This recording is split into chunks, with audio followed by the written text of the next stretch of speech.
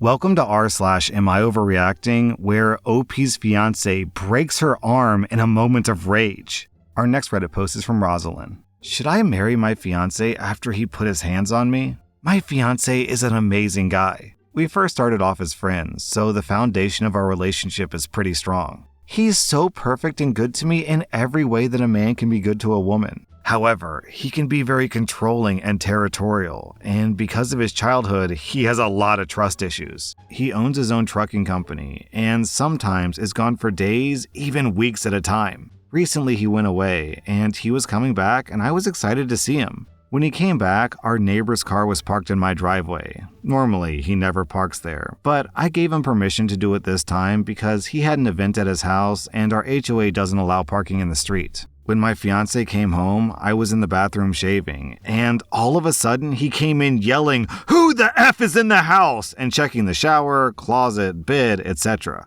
I remember feeling so confused I didn't even respond. He grabbed me by the arm and kept shaking me and calling me an effing liar and saying that I was like his mom and a lot of other hurtful things. When he found no one in the house, I eventually realized that he saw the neighbor's car and thought that I had another man there. There were also a man's boots on the steps, but they were his pair of boots, so I'm confused of how things escalated in his mind so quickly. Turns out, my fiancé fractured my arm, so I had to go to the hospital. Now he's apologizing, and I feel like if I marry him, I'm allowing him to think this behavior is okay. But another piece of me feels like he's a good man. I've distanced myself from him ever since, and he keeps bringing me expensive gifts, jewelry, roses, and other nonsense. I've never experienced this side of him, and we've been together for 2 years. I'm so torn, and I don't know what to do. For context, I'm a 29-year-old woman, and he's 36.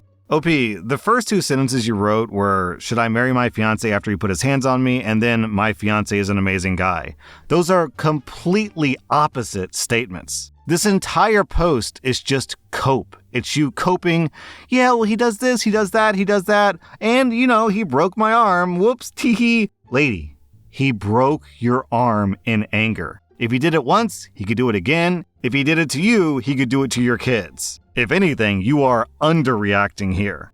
Am I overreacting after calling my ex's girlfriend of less than a year a predator P-word after finding out that she's been taking baths with my 8-year-old daughter? I'm a 39-year-old woman and my ex-husband is 40. We were together for close to 10 years. My husband's name is Andy, and Andy and I have 2 kids together, an 8-year-old girl and a 5-year-old boy. Andy started dating this girl about a year ago. Let's call her Bridget. Bridget has a 9-year-old boy and only comes up on the weekends. I had no issues with her, and I did try to get to know her personally, but I know what the kids have told me, and she seemed to be really good to them, and that's all that mattered to me. We weren't enemies or anything like that, just kind of indifferent towards each other. She came to my kids' birthday parties, and I thought that all was well. That is, until a few weeks ago. It was Saturday, and Andy sent me a text telling me that he had just left the emergency room and he had the flu. So I had to go pick up the kids as soon as possible. On the way home, I was asking my daughter what all she'd done that day, and she replied that it was just like every other weekend. She played with Jacob and her brother, she did makeup with Bridget, and they took a bath.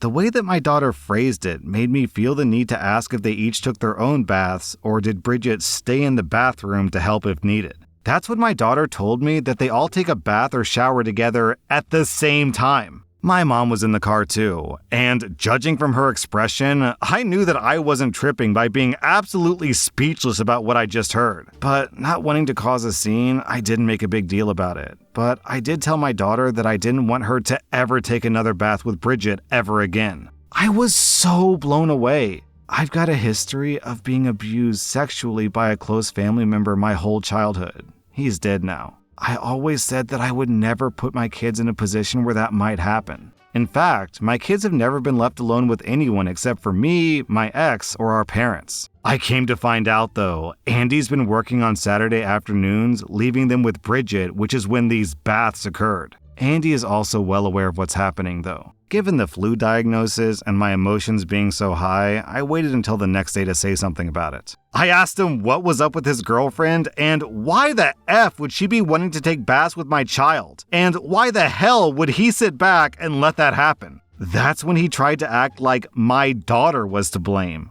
What? We'll name my daughter Lennox and my son Asher. So he starts trying to tell me about how Lennox just goes inside the shower when Bridget is in the shower and she begs her to let her in. I don't believe that for 1 second. So I just told him that they make door locks for a reason. And if she didn't want my daughter Lennox to be in the shower with her, then it's as simple as that. I also made sure to let him know just how unreasonable, inappropriate, and predatory the whole thing seemed to me. I mean, in what world is any 30-something woman going to actively want to take a bath with an 8-year-old girl and not be for nefarious reasons? When Andy and I got together, he already had 2 kids, who are coincidentally the same age as our kids now. I reminded him that in all of our years together, his kids never so much as saw me in my underwear, let alone be naked in a room with me. And just how gross that is, and how much my sense of safety for the kids when they're with him has been shattered. He said that it would never happen again. I said, if it did, I wouldn't call him to talk about it again. So 2 weeks go by and my kids are on spring break.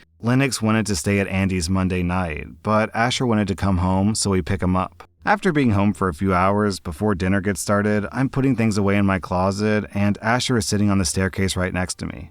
Out of the blue, he tells me that Bridget doesn't sleep with clothes on. I asked him how he knew that, and he said because he saw it. Once again, my mother was there to hear that too. Instead of waiting, I immediately went to my phone and called my ex-husband, asking him why is he trying to date a P-word? Because now my other child is talking about his girlfriend's privates too. Of course, he says, it's all just a misunderstanding. He says that Asher is making a bigger deal about it than it really is. He said that she was wearing his boxers and they happened to ride up. And I replied, so her privates are so big that they'd be hanging out of her shorts if they rode up? I'm 5'10" myself and pretty much all legs, so I know about shorts riding up. But never once have I worried about exposing myself around kids. I said that this is the very last time I will ever hear about this woman's body from my kids again, and that I do not want this predator around my kids. Bridget's been up here the last 2 weekends, but her and Andy both have been crying to Lennox about how it's all my fault that she can't come up to see her anymore.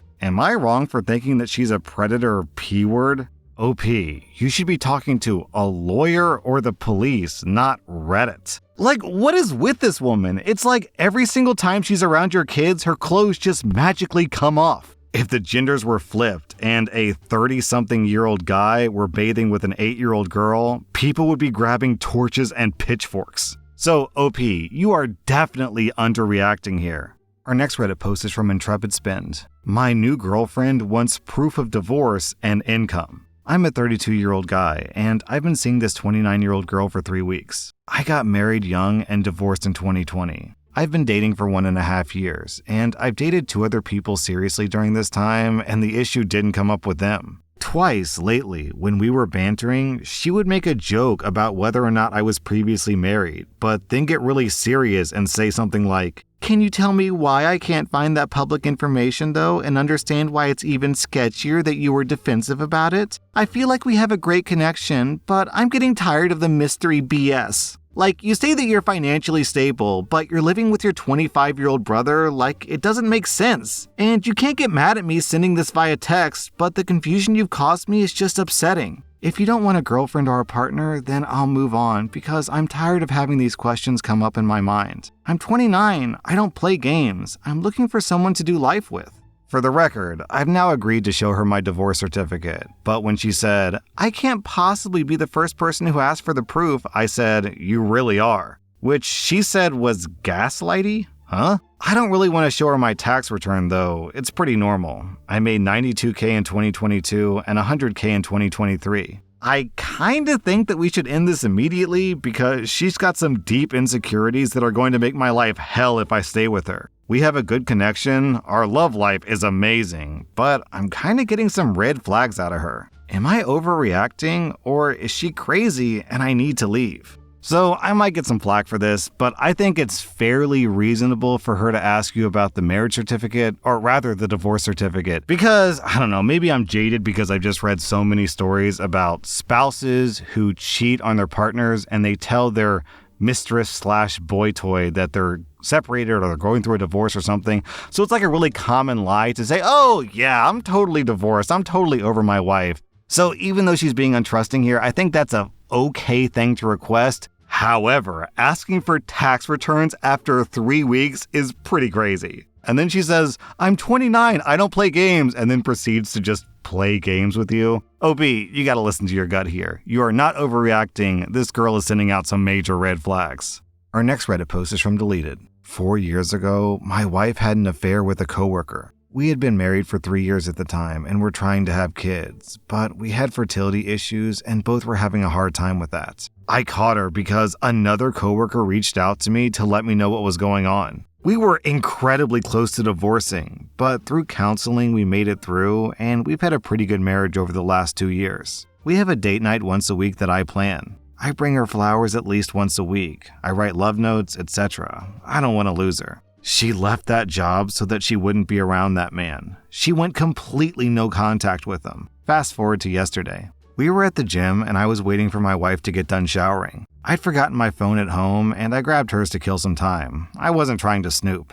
It's been at least 2 years since I felt I even needed to snoop. I open up Instagram and start scrolling through pictures, but then I noticed that she has a message. I knew that it was wrong to click. That's too far of an invasion of her privacy, but curiosity got a hold of me. It was him, the coworker that she had an affair with. 2 months ago, he reached out to see how she was doing. I read through all the messages. There was nothing wrong with what they said. It was them catching up about life and work. He's still at his old job. If it had been anyone else, I wouldn't have even cared. But this was the man that helped almost ruin my marriage. I took some screenshots and sent them to myself. I waited until we got in the car, and then I asked her why she was talking to him. She starts screaming that I shouldn't have looked at her messages, saying that I don't trust her. I apologized for snooping, but I told her that I want a divorce. She stopped talking to me and left the house as soon as we got home. I have no idea where she went. Even this morning, she hasn't responded to me. Waking up this morning, I still believe that I want a divorce. The pain of the affair was too much. I know they aren't having an affair right now, but the fact that she's even talking to him is insulting to me, especially without telling me. Am I overreacting? So, in my opinion, I think that her talking to the guy is just grounds in itself for divorce. But then, on top of that, she starts yelling at you and screaming at you and saying, "How dare you not trust me?" and then just vanishes for the entire night. Well, of course I don't trust you! You cheated! So the fact that she had such an emotional, aggressive, over-the-top response tells you that there's definitely something more going on. Yeah, maybe the text messages were innocent, but I think clearly she has feelings for this guy that are coming back. Or maybe they never even left. So, OP, you're not overreacting.